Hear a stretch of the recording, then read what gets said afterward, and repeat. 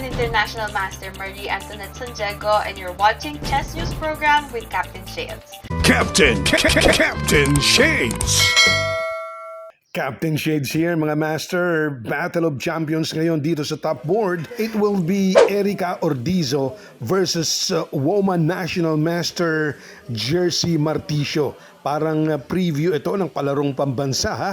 Napakagandang laban ito. It's like Battle of Champions ang labanan dito ngayon. Parehong kampeon ito.